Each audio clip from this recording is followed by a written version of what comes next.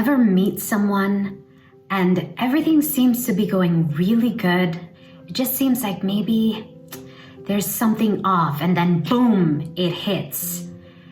They come out of nowhere, or at least it seems to be, and they say that they're returning to their ex. Well, in today's video, that's exactly what I'm going to be talking about. I'm going to be talking about when they return to their ex, what that says about you, and how it all has to do with self-esteem and confidence. Before I get into the video, don't forget to subscribe and hit the like at any time whenever you feel like you're really feeling what I'm talking about. Also, coming up December 17, 2020, I'm gonna be holding an empowerment workshop. This is to help with depression, self-esteem, anyone who is interested in personal development or the growth mindset, or connecting with people that are like-minded, which is something really hard to do during COVID, right?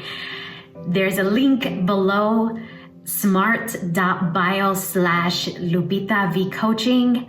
You can go and register for the workshop. There are very limited seats because I wanted to give lots of individual attention and an opportunity for everyone to get to know each other and have a chance to speak about whatever it is that they're going through. This isn't a processing or this isn't a processing group or group therapy. This is a workshop where we're going to have lots of fun. There's going to be laughing. There might be some crying, other stuff happening. Link below if you want more information. It's only $7, December 17, 2020. All right, so let's get down to it. Why they return to their ex. Don't you just hate that? Especially when they're not being open with you and letting you know that they're continuously still communicating with their ex. So the 3 reasons why they might return to their ex are: better the devil you know, not all exes are bad, and reminders. So number 1, better the devil you know. For a person that just broke up with someone, one of the main reasons why they might return to their ex is, even though their ex might be toxic, even though they weren't the person for them, even though they treated them like shit, it's better to have that chaos that is recognizable. It's better to have that chaos that they know. It's better to have that chaos that's reliable for them. If you aren't that ex, right? If you're not the person that they were previously with, they don't know you. You are completely new to them.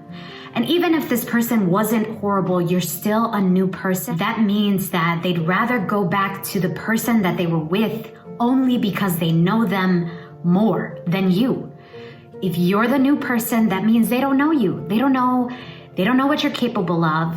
They don't know what you bring to the table, nor are they giving you a real chance to do it either. If they go back to their ex, they'd rather go back to that chaos, even if it was a really bad person for them. They'd rather go back to the chaos that they know, the chaos that's reliable, the toxicity that they know and have grown to expect, and they know they can tolerate, as opposed to someone new that perhaps they're thinking might be worse than what they had before. Number 2, not all exes are bad. And believe it or not all exes are narcissists either. And that goes both ways, whether it's a male or female, regardless of the gender role or gender assignment you want to give them. Not all exes are narcissists. With this in mind, this says that this person wasn't a horrible person, but there is a reason why they left them. So even though there was a reason why they left them, there were many reasons why they decided to stay in the first place before they broke up. If they broke up for the first time, there were other things happening that led to this breakup that had the conversation or maybe just inner dialogue start. that led to the breakup. But the reason why it didn't happen right away was because there were other good things to consider. And this could be one of the reasons why this person returns to their ex.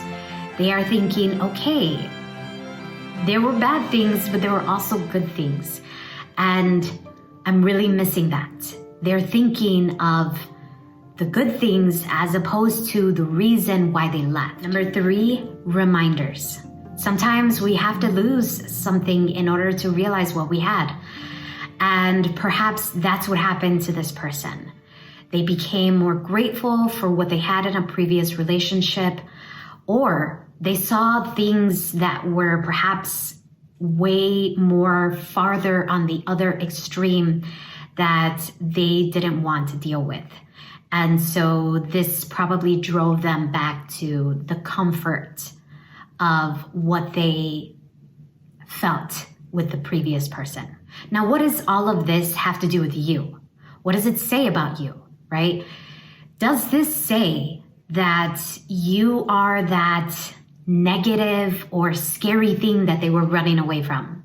Does this say that you were a devil that they didn't know? Does this say that you were a bad person or someone not worthy to stay with? Absolutely no. Let me say that differently. Let me say that more accurately. Abso-fucking-lutely not. This does not say anything about you at all. This says more about them than it does about you. This says that they were not ready to jump into something else. They were not ready for something new. They were not ready for a new person. This doesn't say anything about you. What is all of this? Every single thing. What is that person and you? What does it all have to do with confidence? I'm going to tell you, this person wasn't ready to be in a relationship, then they should have communicated that with you. If this person was very fresh out of a relationship, then that should have been communicated. Also, they need to be self-aware to know that they need to be alone for a while before they jump into something else. And if they felt like they were ready, then I can't say this enough, it's important to go slow. What does it say about you? Make sure that you're also going slow and asking the right questions when it comes to trying to start a new relationship. Like, how long have you been single? How much time did you spend on yourself? Making sure that you know it's time for you to move on to the next relationship. I know it can be really exciting to go really fast, but it's important to build that foundation, and you can't build the foundation of trust without time. Now, it doesn't take a lot of time, I'm going to admit, but it does take some time. You need to see consistency, and in order to see consistency, there does need to be an ample enough amount of time to be able to do that moving forward. What can you do? How can you help to mend that little bit of a paper cut or that sting or that wound that came from someone leaving you for their ex? Here's what you can do.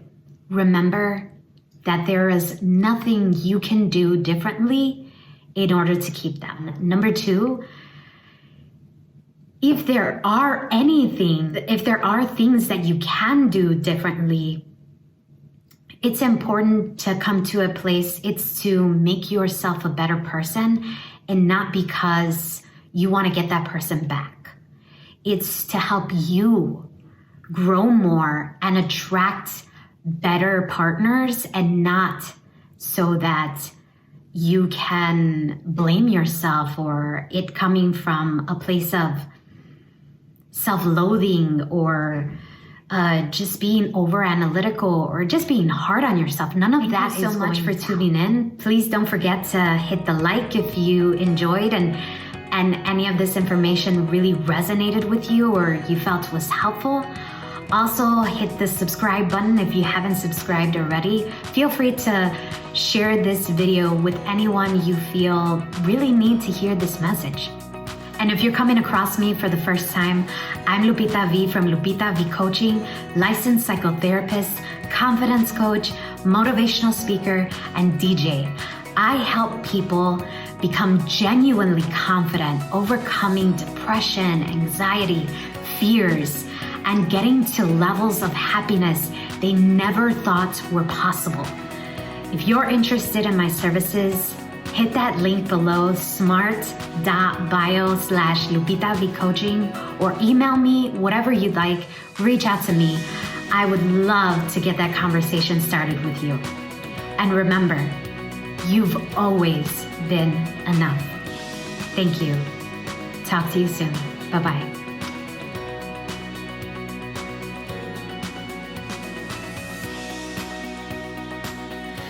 Oh, let's really feel it.